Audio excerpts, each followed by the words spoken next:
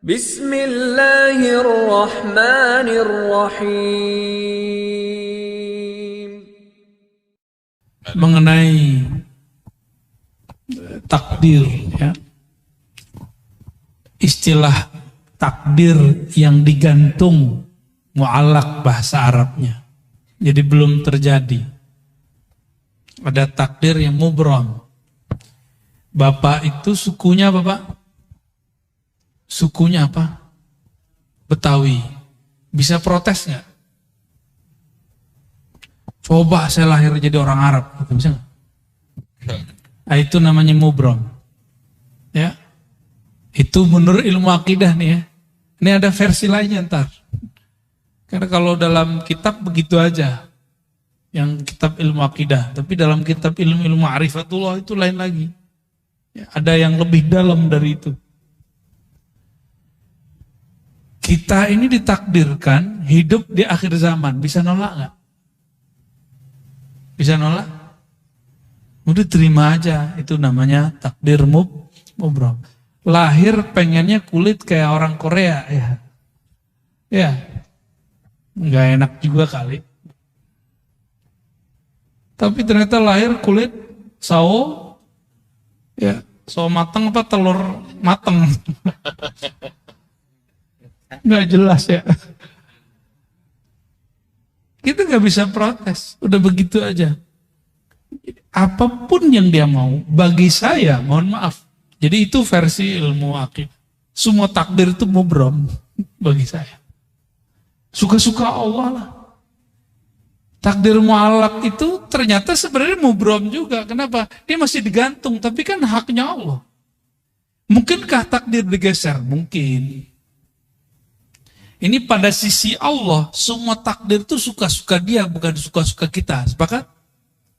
Takdir itu terbitnya dari kudrat iradat Allah, maka mutlak milik dia, nggak usah atur-atur. Makanya di dalam hikam awal-awal, arih nafsaka minat tadbir, jangan kamu urus yang tidak perlu kamu urus. Ahli akidah mencoba menteorikan itu karena banyak orang protes. Ini takdir bisa dirubah nggak segala macam ya? Takdir itu bahasa Arab artinya ukuran yang Allah berikan untuk kita. Kita dikasih ukuran 10, tergantung kita ngambil berapa. Harusnya antum tuh suksesnya 10 kali lipat, cuma ngambilnya cuma 2. Salah siapa? Nggak akan keluar dari takdir. Ada kesalahpahaman memahami takdir. Takdir itu cuma 4. Apa aja? Waktu kita dalam janin, takdir cuma 4, Ustaz. Ya. Apa aja tuh? Apa? Ajal. Cepet amat ajal. Dikat birizkihi. Rizki dulu. Rizki itu jodoh 1. Jodoh itu rizki. Dikat birizkihi. Nggak ada di hadisnya wajodohihi. Nggak ada. Bikat birizkihi 1. Terus wa amalihi, amal dulu. Ngapain kamu nanti? Itu amal bahasa Arabnya. Terus yang ketiga apa? Wa ajalihi, baru ajal. Jangan langsung ajal, Pak. Cepet amat mau ajal aja ya.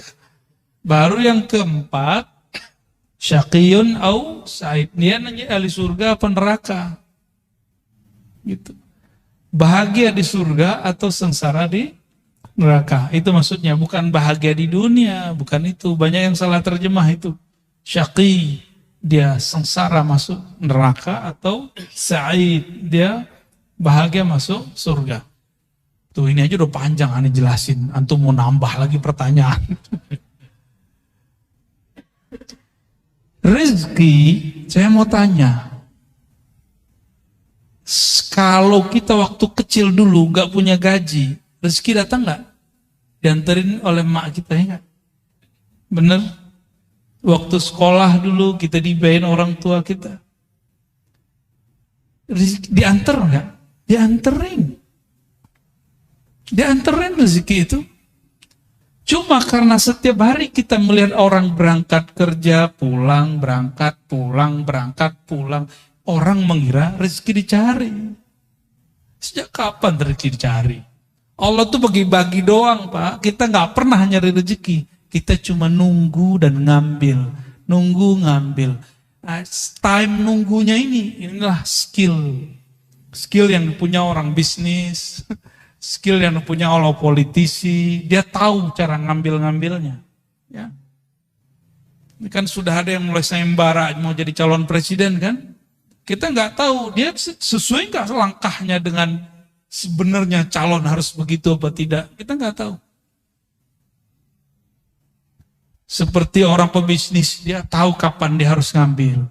Yang main saham, dia tahu kapan harus mau beli, mau jual.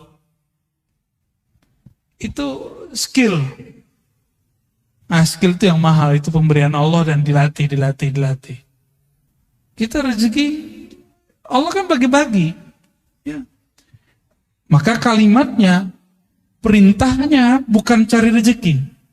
Ibtaghi fima atakallah darul akhirah. Yang kamu carilah akhirat. Nggak ada suruhan cari dunia. Wala tansa nasibaka minad dunya. Tapi jangan lupa duniamu. Cuma begitu. Kalau kita kan kita balik. Dunia akhirat harus 50-50 bro. Ente ini udah gila belajar agama. Tapi dari dulu sampai sekarang hidupnya begitu-gitu aja. Katanya adil. Gak begitu cara memahami ayat-ayat Allah. Kita kerja, kalau ada akhirat di situ, mungkinkah orang-orang itu korupsi? Orang yang mengakhiratkan kerjanya, dia jujur kerjanya. Itu antum ibadah tuh. Orang yang niat ketika bekerja, dia ingin menafkahi keluarganya, ingin bantu orang sekitarnya. Maka orang itu dihitung ibadah. Itu yang disebut mencari akhirat. Tapi jangan lupa bagianmu di dunia. Jadi kita juga harus saving untuk diri sendiri dan keluarga. Itu maksudnya. Jangan dibalik. Carilah dunia. Jangan lupa akhirat. Nah, nggak tahu nih ayat baru ini. Saya boleh sebut tuh ayat-ayat setan. Itu ayat setan, Pak. Da'inya da'i setan itu. Nauzubillah min dzalik. Allah bilang cari akhirat, dia bilang cari dunia. Setan gak tuh? Mohon maaf nih. Kan da'i itu dua aja. Da'i ilallah sama da'i ila ghairillah. Da'i kepada Allah atau da'i kepada selain Allah. Dua aja da'i. Da'i artinya orang yang mengajak. Orang yang mengajak pulang kepada Allah, mengenal Allah, atau orang yang mengajak kejar selain Allah. Dua aja.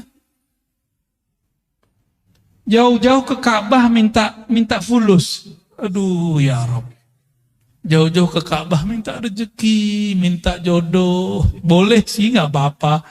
Cuma kayaknya buang-buang duit. Kalau minta jodoh ke sana, mending lamar orang langsung enggak. Langsung beres tuh. Memang pesta-pestanya lumayan tuh ya. Sekampung gak habis tuh. Kecuali antum di gedong ya, lain cerita. Jadi takdir itu ukuran yang Allah berikan kepada kita. Lalu Allah titipkan di dalam diri ukuran lain yang disebut kasab. Laha ma kasabat wa alaiha maktasabat. Laha positif. Dia akan memperoleh prestasi yang dia usahakan. Wa alaiha maktasabat. Dia akan kena hukuman terhadap apa yang dia kerjakan. Nah, kasab. Maka dalam akidah Imam Asy'ari Ahlus Sunnah wal Jamaah, Imam Asy'ari ini murid Imam Junaid juga. Apa kata beliau? Allah kasih satu sir di dalam dirimu bernama kasab. Kasab itu sebenarnya adalah tajalli, pancaran kudrat iradat Allah yang Allah pinjamkan ke dalam diri manusia. Maka di saat dia faham kasabnya dia kemudian mengatakan, aku bisa begini pun karena Allah juga yang memberi. La haula wala quwata illa billah. Maka ketika dia mendapatkan sesuatu, dia girang untuk berbagi kepada hamba-hamba Allah. Ya. Nah itu takdir. Jadi takdir itu Bapak Ibu, ada takdir Lauh Mahfuz. Itu jadi bukan qada azali, qadar hadis, enggak. Yang tepat ya, yang tepat secara ilmu ma'rifatullah, qadar sama. Qadar ini saya mau ngambilnya yang pakai sinonim. Itu tertulis di Lauh Mahfuz. Lauh Mahfuz itu, lauh bahasa Arabnya papan tulis. Cuma kan yang di langit itu bukan papan, Pak. Ya. Makhluk yang tercipta dari nur, tapi di situ tertulis. Ada lembaran-lembaran seperti dedaunan-dedaunan cahaya, di situ tertulis. Ini namanya Pak Fulan, Ibu Fulan, Puan Fulan, Tuan Fulan. Tulis di situ. Namanya sudah ada. Oke, itu makhluk nggak? Lauh Mahfuz makhluk nggak? Maka takdir yang tertulis di Lauh Mahfuz semuanya makhluk. Cuma bedakan, ilmu Allah makhluk nggak? Ilmu Allah bukan. Ilmu Allah azali. Jadi yang azali itu ilmu Allahnya, sedangkan suratan takdirnya bukan azali. Azali itu tidak berawal, tidak dicipta, itu azali. Semoga pusingnya. Tuh. Salah siapa nanya bab begituan? Ya. Namun apa kata Allah? Kataba ala nafsihir rahmah. Di Lauh Mahfuz tertulis hukum takdir. Orang yang baik dapat balasan kebaikan. Orang begini ya begitu. Itu hukum takdir. Sebab akibat itu Lauh Mahfuz. Hukum sebab akibat. Jadi adakah hukum sebab akibat di dalam Islam? Ada. Allah akui disebut kita hari ini sunnatullah. Atau disebut hukum alam. Allah akui. Tapi kata ba'ala nafsih rahmah. Allah tetapkan pada dirinya, pada zatnya rahmah kasih sayang. Mengalahkan semuanya. Mengalahkan semuanya. Allah nih. Maka Allah mengatakan Ar-Rahman ala arsyistawa. Dia yang maha pengasih. Penyayang itu bersemayam. Meratakan. Memenuhi semua aras, dan aras itu meliputi alam semesta. Tubuh ini diliputi oleh aras Allah. Tubuh antum semua diliputi oleh aras Allah.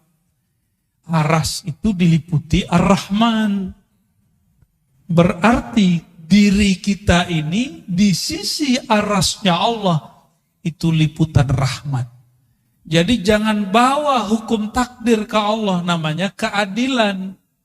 Jangan cari keadilan kepada Allah. Jangan cari hukum sebab akibat kepada Allah. Kalah kita. Sama sholat yang tadinya kita nggak diterima. Maka Imam Asy'ari bilang, jangan pernah cari keadilan Tuhan. Minta rahmat Allah.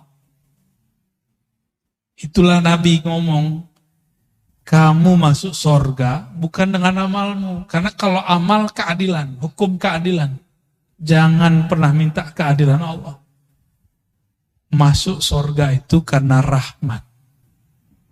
Dapat hidayah, jadi wali Allah, jadi kekasih Allah. Dapat ilmu itu karena rahmat. Ciri-ciri orang dapat rahmat di kolbunya. Tidak ada lagi rumus-rumus kebencian. Gimana? Di kolbu kita sudah begitu belum? Katanya baca bismillah tiap hari. Imam Syafi'i. Kenapa mewajibkan baca basmalah bagian dari Fatihah? Baru berharap orang-orang yang bermazhab Syafi'i, murid-muridnya nanti, kolbunya dipenuhi dengan Rahman dan Rahim. Tauhid ahlil haqa'iq ala zahir.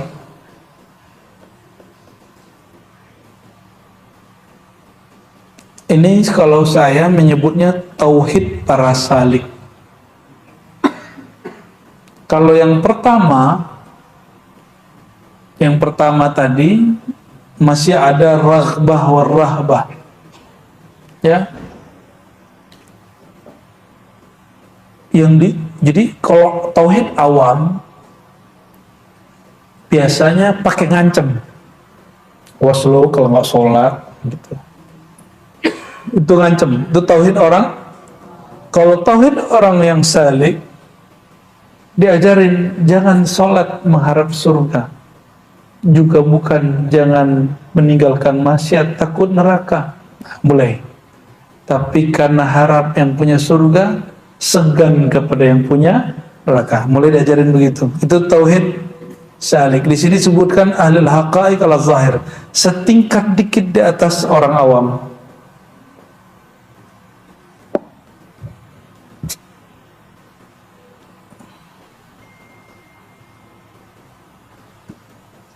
Sudah mulai begitu belum? Berarti sudah mulai salik.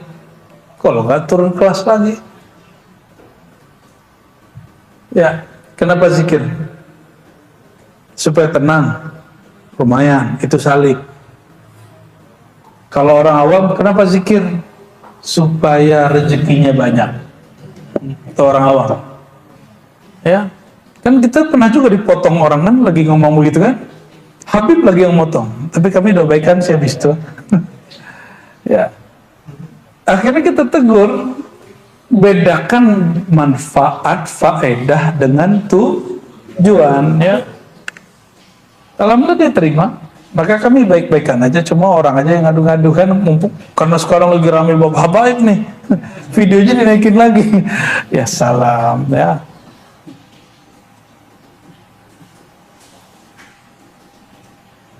Antum zikir ingin melihat nur di kolbu, itu level 2 tuh, lumayan salik lah. Lumayan lah itu. Ingin ngerasain ada energi gitu, lumayan lah tuh. Udah mulai naik tuh tipis-tipis ya. Sudah mulai naik sedikit.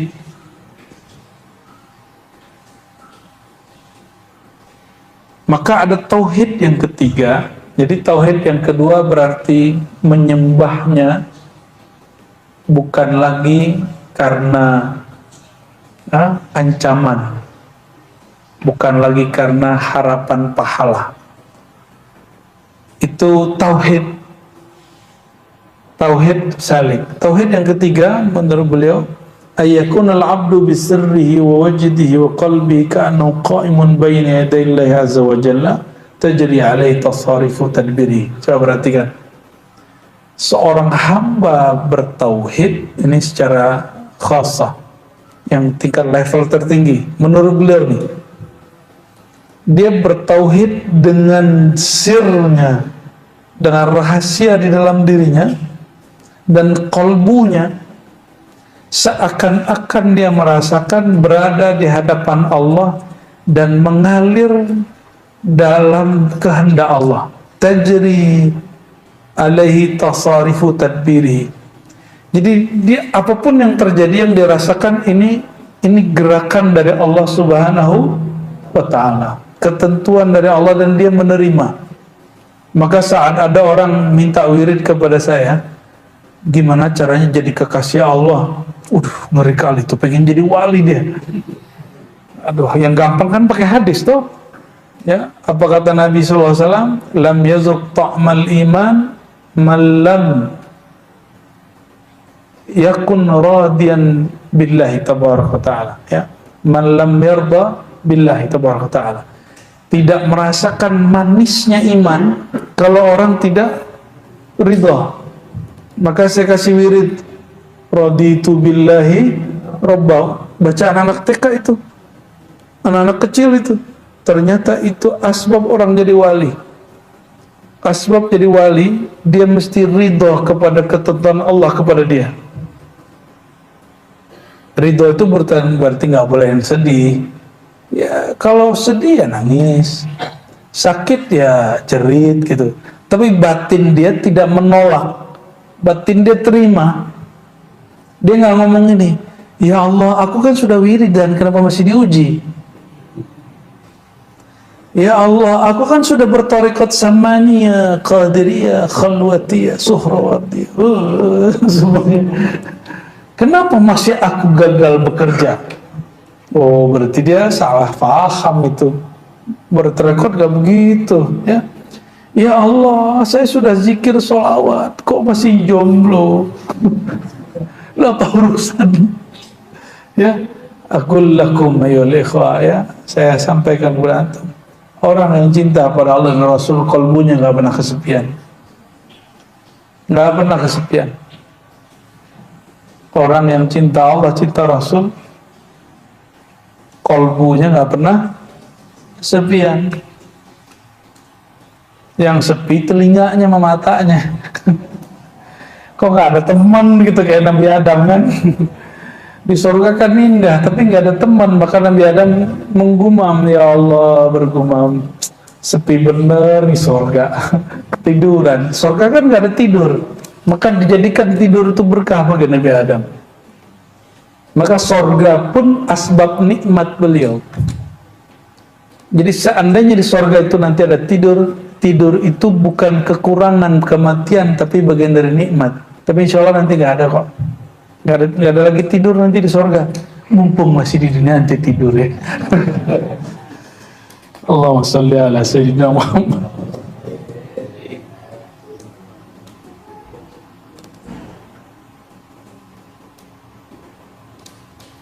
Kenapa kita mesti merasakan bahwa kita ini dalam aliran takdirnya Allah? Ini bukan fatalis. Ini bab rohani.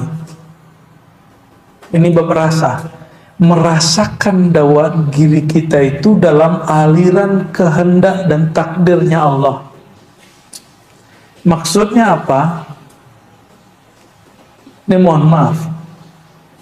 Salah satu kemanjaan seorang pasangan kepada pasangannya, dia merasa ingin diperhatikan, ingin ditarik, ingin dipeluk, segala macam, ingin dikuasai. Gitu. Itu sebenarnya adalah imitasi daripada cinta yang bersumber dari kemarifatan tauhid si hamba kepada Allah. Maka si hamba itu justru sedih kalau nggak diuji. Sebagaimana seorang pasangan, dia sedih nggak direpotin oleh kekasihnya. Emang kamu udah nggak sayang sama aku gitu jadinya? Sama seorang hamba ngomong, ya Allah, kok hari ini gak ada ujian ya? Apa engkau tidak memperhatikan aku lagi? Cira. Bagi dia, ujian itu bukan lagi beban. Ujian itu adalah perhatian. Maka konsep orang ini gak ada namanya sedih. Itu yang disebut la khaufun alaihim walahum yahzanun. Jadi faham?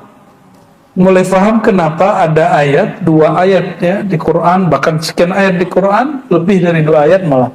Tapi yang lafaznya istiqamah 1. Innal ladzina qalu rabbuna Allah tsumma istaqamu fala khaufun 'alaihim wa lahum yahzanun. Al-Ahqaf. Orang yang mengatakan Rabb kami Allah, Tuhan kami Allah, kami ridho kepada Allah, lalu rasa itu dia istiqamahkan. La khaufun 'alaihim wa lahum yahzanun.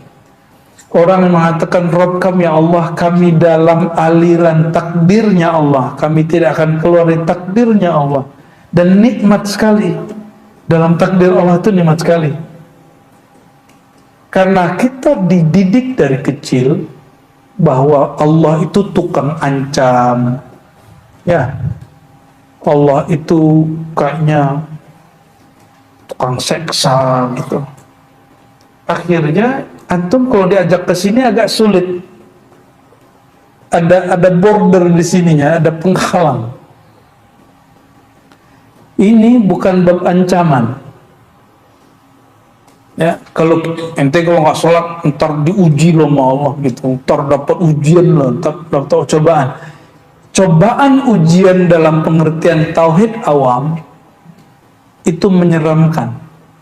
Tapi ujian menurut ahlullah itu adalah rahmah, adalah rahmat kasih sayang Allah SWT. Maka jika disebut asyadun nas balaan al-anbiya, orang yang paling banyak ditempa itu para nabi, lalu orang yang mirip dengan nabi, para aulia, para ulama. Kalau terjemahan bab rohaninya, orang yang paling banyak diperhatiin Allah adalah para nabi, para aulia. Itu terjemahan versi ketiga. Pilih yang mana? Profesor aja nggak nyambung lah ini. Karena profesor debat sama saya, dia bilang, ya hadis yang ente baca itu akan membuat orang jauh dari Islam. Karena orang tidak ada yang mau diuji. Sedangkan yang paling banyak diuji adalah para nabi dan orang yang ikut nabi. Berarti gak usah ikut nabi sekalian biar gak diuji. Gitu kata dia. Profesor itu, Timur Tengah lagi sekolahnya. Berarti gak nyambung kan? Kitab yang dibaca sama, orang yang ngaji di Ciputat kok lebih paham gitu. Orang ngaji di lokal, di pesantren lokal lebih paham. Kita malu sama KK lokal, kok mereka lebih paham bacanya daripada orang-orang yang kuliah-kuliah tinggi. Ya Allah, mawafiqna ila ma tuhibbuhu tarlah. Baik.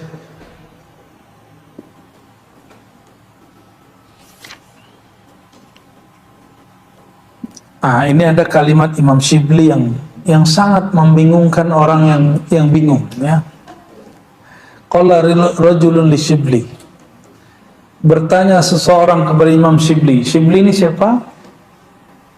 Abu Bakar Ash-Shibli ini siapa? Ada yang tahu? Teman Al-Hallaj.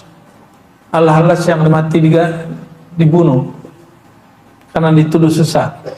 Shibli nggak dituduh sesat, tapi dituduh mabuk. Imam Shibli murid Imam Junaid, Hallaj pun murid Imam Junaid. Imam Shibli memuridkan aqidah daripada gurunya, tapi kemudian dia diberi rasa sendiri oleh Allah. Dia ditanya tentang apa itu tauhid. Apa kata dia?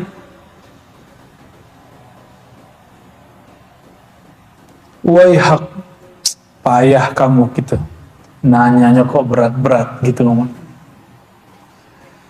Man ajaba anit tauhid bil ibarati fahuwa mulhid. Ini perhatikan.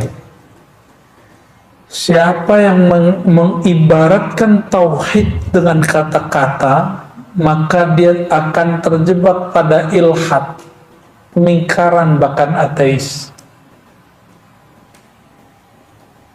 Wa man asyara ilaihi, siapa yang mengisyaratkan Allah dengan isyaratnya, fahuwa sanawi, dia menjadi penyembah berhala. Allah kok bisa ditunjuk di satu arah? Kok bisa diisyaratkan dengan suatu simbol? Berarti Allah berupa. Allah ada rupanya. Maka orang yang mengisyaratkan Allah dengan sesuatu, dia sama dengan apa? Penyembah berhala. Ini menurut Imam Shibli. Ini kalam Shibli, nggak masuk, bukan kalam akidah ya. Ini kalam orang lagi sedang mabuk.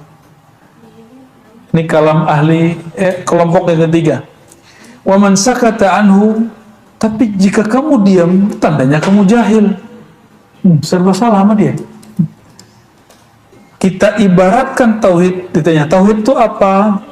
Kita jawab, kata dia, ente mulhid, ente ingkar.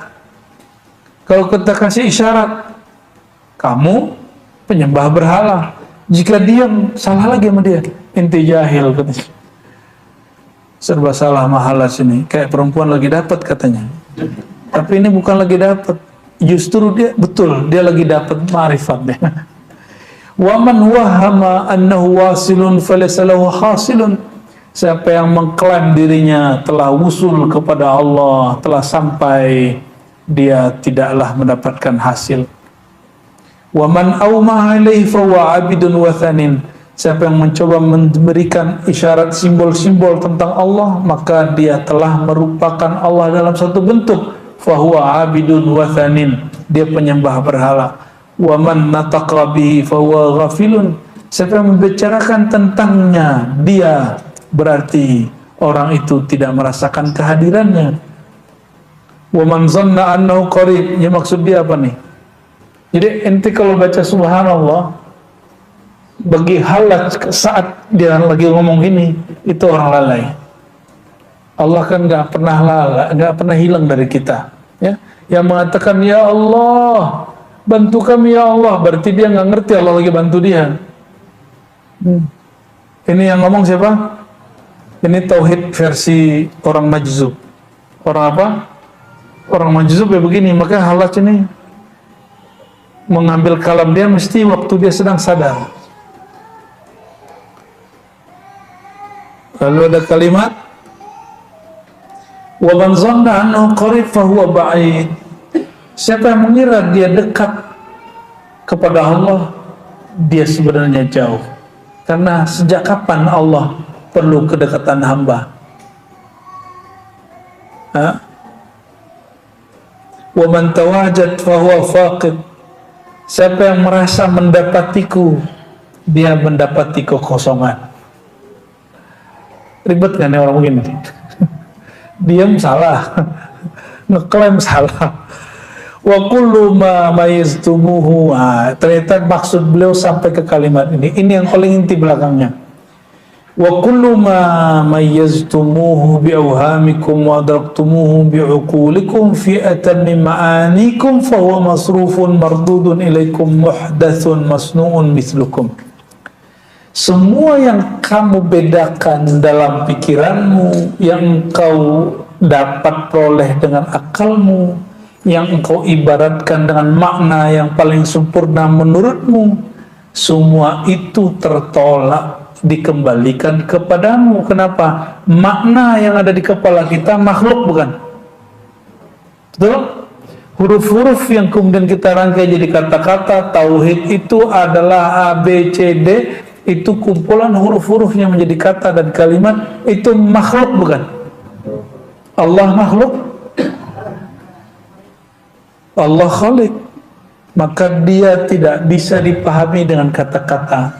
Itulah akhir dari makna ayat lam yakun lahu kufuwan ahad. Itulah kenapa surat Al-Ikhlas ini sepertiga Quran.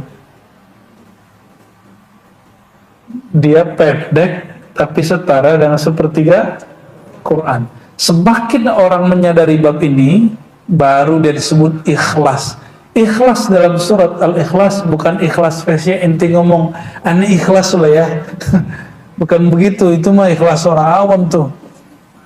Bukan itu. Ikhlas dalam pemahaman surat Al-Ikhlas adalah al-bara'atu an kulli wahmin wa aqlin wa ma'nin wa ma'na, ya. Terlepasnya engkau dari semua persepsi pikiranmu, semua asumsi-asumsimu, dan semua kata-kata makna yang kau gambarkan tentang Allah.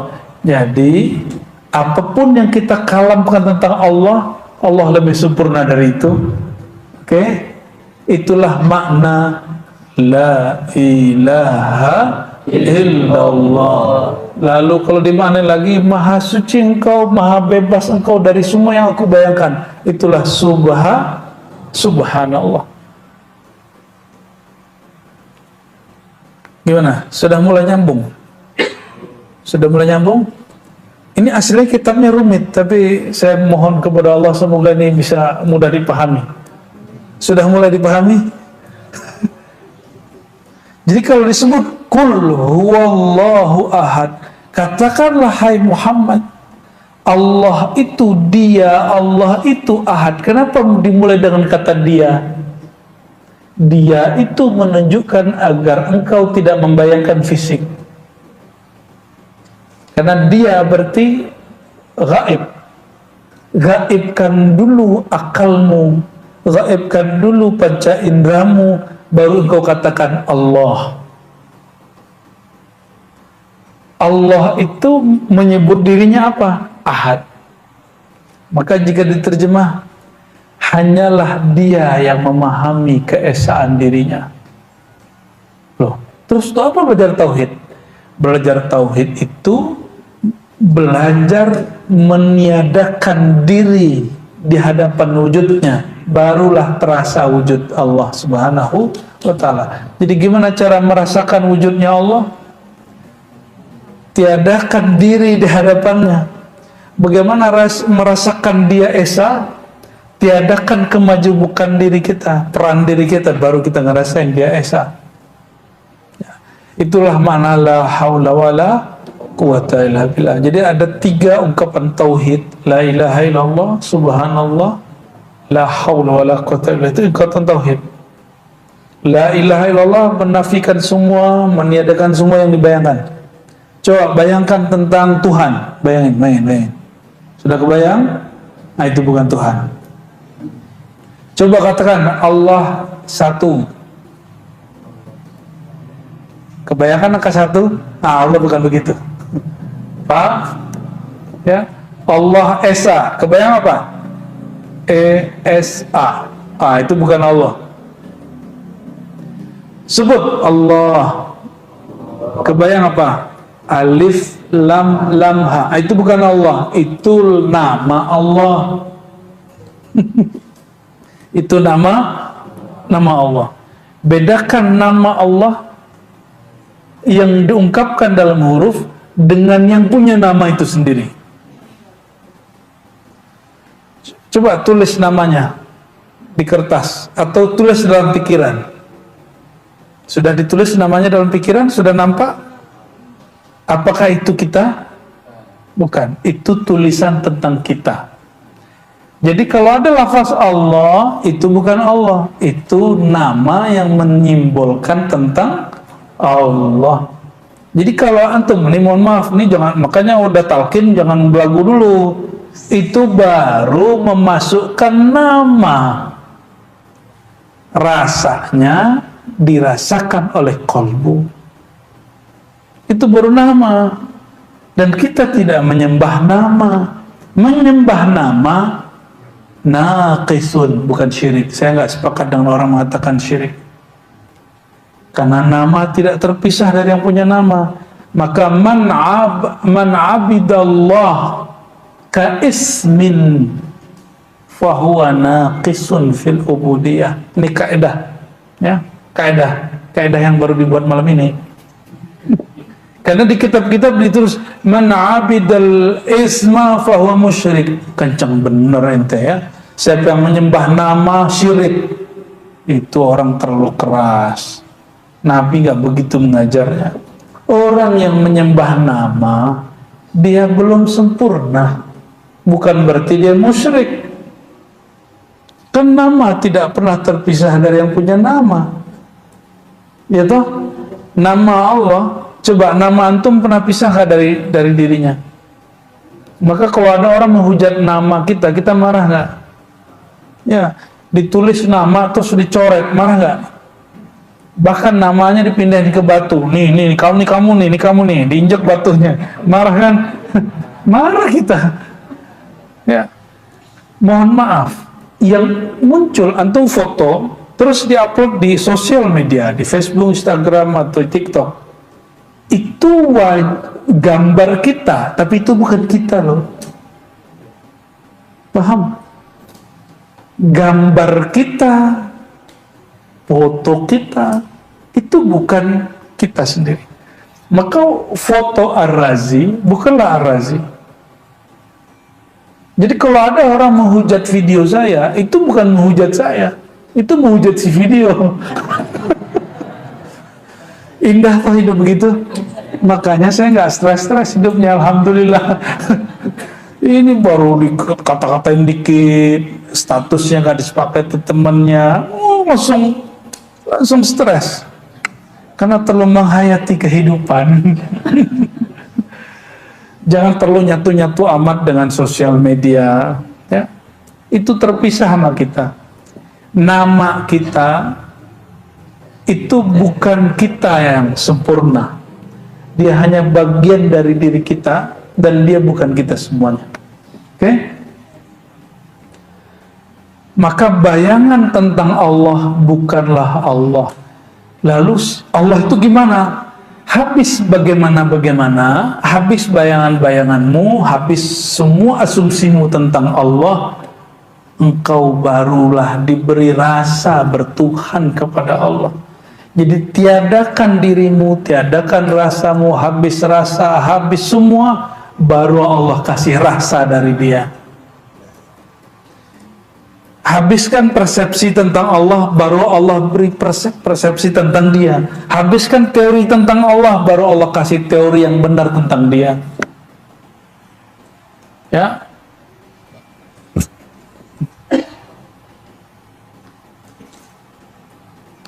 Jadi kalau bertuhan itu justru membuat kita tambah rehat.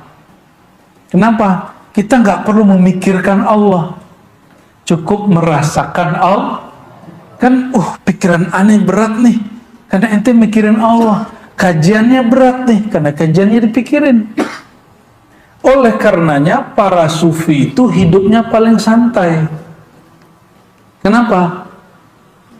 Ente bicarain Tuhan di langit, ke istawa, nuzul, ngapain? Allah bukan untuk dibayang-bayangin. Jadi bagi saya, ya sudahlah, bagi-bagi tugas lah. Kalau yang masih mau jadi singa aswaja, monggo. Saya udah nggak mau ya. Kita lebih nyaman mengikuti jalan-jalan beliau-beliau ini. Ya, tidak usah memperdebatkan sesuatu. Emang kita siapa perlu kemudian mengatur isi pikiran orang? Bisa nggak ngatur isi pikiran orang? Kita nggak sanggup ngatur pikiran orang, apalagi pikiran Wahabi. Maka saya meniatkan kalau saya menjawab satu persoalan yang berbeda dengan Wahabi, bukan untuk mendebat Wahabi, tapi untuk menenangkan diri saya dan menenangkan orang yang dekat saya. Pakai dalil-dalil, ini dalil tahlilan, ini dalil zikir tawasul, bukan untuk debat Wahabi lagi sekarang. Kalau dulu emang untuk debat Wahabi. Ya, berkat Allah Subhanahu wa taala Ar-Razzaq Al-Wahhab, ya, kita diberi anugerah, ya, rasa yang sudah nggak niat lagi yang begitu-gituan. Alhamdulillahirabbil. Jadi apa kata Hallaj? Ternyata kemabukan Hallaj itu adalah kewarasan kita. Dia mabuk tapi untuk ukuran kita itu waras. Apa kata dia tadi? Semua yang kamu bayangkan, semua yang kamu ibaratkan, semua yang kamu isyaratkan, itu semuanya tertolak. Itu semuanya hanyalah asumsimu. Asumsimu tentang Allah, pikiranmu tentang Allah, teorimu tentang Allah, itu ada di pikiranmu, pikiranmu makhluk. Allah tidak seperti itu. Maksudnya nggak usah pikirkan tentang Allah, cukup ridhoi Allah. Kul raditu billah, aku ridho kepada Allah. Udah selesai. Kalau yang maksa, kalau menyembah Tuhan yang nggak ada sosoknya gimana gitu ya. Maka mereka buat sosok itu kan lucu itu. Jadi orang itu menciptakan Tuhannya sendiri. Inilah perbedaan Tuhan orang yang bertauhid dalam ajaran tasawuf Ahlussunnah dengan Tuhan yang dipahami dalam agama-agama secara akliyah atau agama-agama dalam filsafat. Maka di filsafat barat itu ada orang yang berontak ke gereja terus ngomong gini. Dan itu ternyata benar diambil dari tasawuf. Tuhan itu adalah imajinasi manusia tentang dirinya yang sempurna. Makanya, ini kata mereka ya, makanya Yesus di barat itu putih, Yesus di Afrika hitam, Yesus di Cina sipit, Yesus di Jawa sawo mateng. Itu kata mereka, saya nggak, itu yang ngomong filosof barat yang mereka tadinya orang gereja. Nah, kita nggak akan nyinggung bab Yesus karena itu agama yang berbeda dengan kita. Kita hanya berbicara Nabi yang Isa, ya, alaihi salatu wassalam. Tapi ada benar juga ya. Benar nggak? Sosok dari yang tadi kita bicarain itu beda-beda kan per tempat. Nah, ajaran tauhid yang Nabi bawa sebenarnya ini.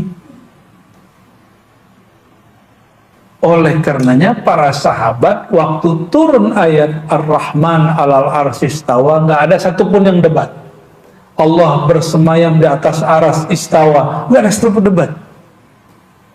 Kenapa? Allah nggak perlu dibayang-bayangin. Sekali membayangkan Allah, akidahnya keliru. Allah tidak dapat disuci-sucikan, karena apapun yang kau sucikan di pikiranmu, itu masih pikiranmu. Itulah kritik Ibn Arabi kepada sebagian ulama Ahlus Sunnah yang merasa paling benar. Tapi dia mengingatkan, Ahlus Sunnah nggak begitu loh bro, gitu. Ahlus Sunnah itu laisa kamitslihi syai', melepaskan asumsi tentang Allah selepas-lepasnya. Tadi kita sudah simulasi ya, bayangkan sesuatu, sudah. Allah nggak begitu. Tuliskan lafaz Allah di pikiran. Allah, alif, lam, lam, ha, a, l, a, ha, huwa, ha, waw. Itu nama Allah, bukan Allah. Nama yang antum gores di dalam pikiran. Maka nanti jika zikir, terus Allah izinkan ada lafaz itu di kolbu, itu bukan Allah, itu nurnya kolbu. Ya, itu nurnya kolbu. Ya.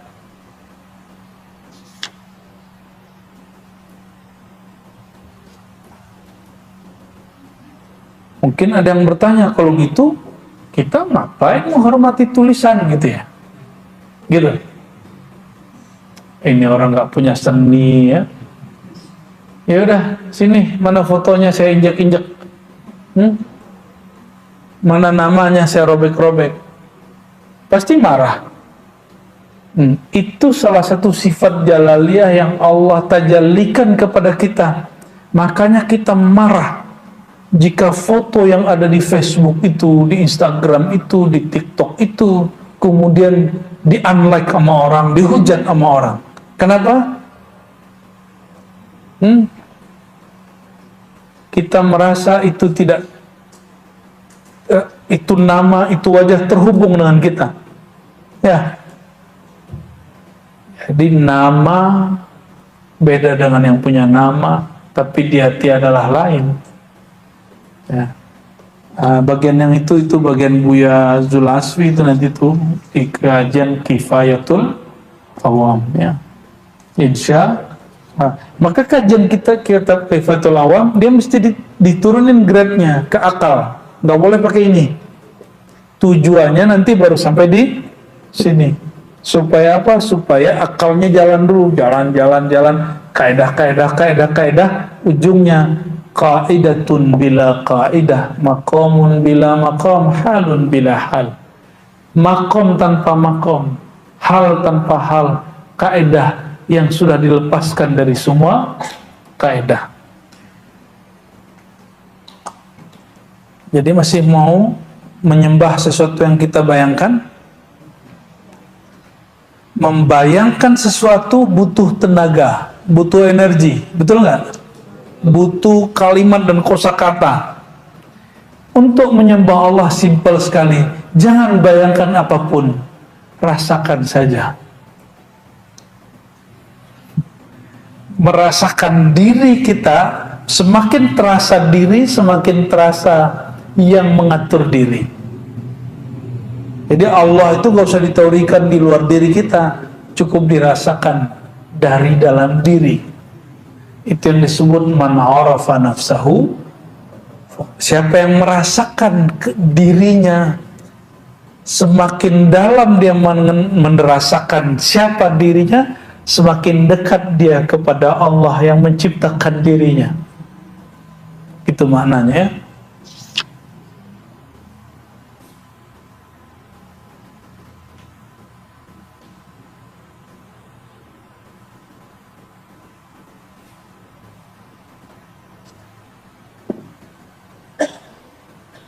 Nah, itu kaidah yang sangat luar biasa dari Imam Asy-Syibli. Masih kuat? Masih hot kepalanya? Udah berdarah-darah ini kayaknya nih. Harusnya tambah rehat otaknya, bener nggak? Ya, Tolong jangan pikirkan lagi tentang Allah. Jadi kalau zikir Allah tuh enggak begitu. Kita nggak usah, kepalanya nggak usah berat mikirin apa. Justru kalau zikir Allah itu rileks, karena semakin dia nyebut nama Allah, semakin dia terbebas dari semua asumsi. Oleh karenanya saya pastikan orang yang sering mengingat Allah, dia semakin rehat, semakin rileks, semakin bahagia, semakin tidak terbebani hidupnya. Walaupun ujiannya banyak. Ya. Ujian itu kan kata-kata pencinta.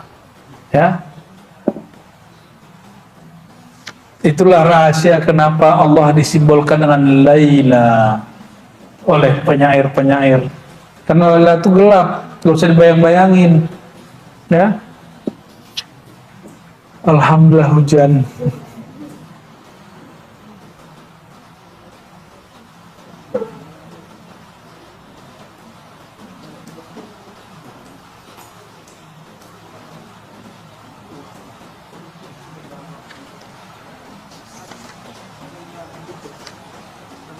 Oke, barangkali itu kajian tauhid menurut ulama tasawuf. Justru tauhid versi sufi itu tauhid yang paling mudah, karena tidak perlu pakai ungkapan, tidak perlu pakai teori. Ungkapannya adalah tidak berungkapan, teorinya tanpa teori, makomnya tanpa makom, kata-katanya tanpa kata-kata.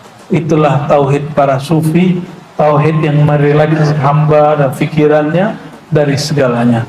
Semoga Allah Ta'ala tambah mendekatkan kita kepadanya. Amin ya rabbal alamin. Sallallahu rabbuna ala nuril mubin Ahmad al-Mustafa Sayyidil Mursalin wa ala alihi wa sahbihi ajma'in. Sallallahu rabbuna ala nuril mubin Ahmad al-Mustafa Sayyidil Mursalin wa alihi wa sahbihi ajma'in. Sallallahu rabbuna ala nuril mubin Ahmad al-Mustafa Sayyidil Mursalin wa ala alihi wa sahbihi ajma'in. Afdalul dzikri la ilaha illallah, la ilaha illallah, لا إله إلا الله، لا إله إلا الله، لا إله إلا الله، لا إله إلا الله، لا إله إلا الله محمد رسول الله، لا إله إلا الله محمد رسول الله، لا إله إلا الله محمد رسول الله، لا إله إلا الله محمد رسول الله صلى الله عليه وسلم في كل لمحة ونفس عدد ما وسعه علم الله. الفاتحة.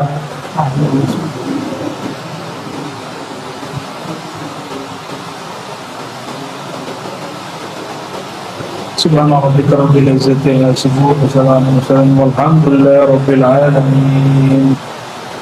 Mohon maaf salah kurangnya. Assalamualaikum warahmatullahi wabarakatuh.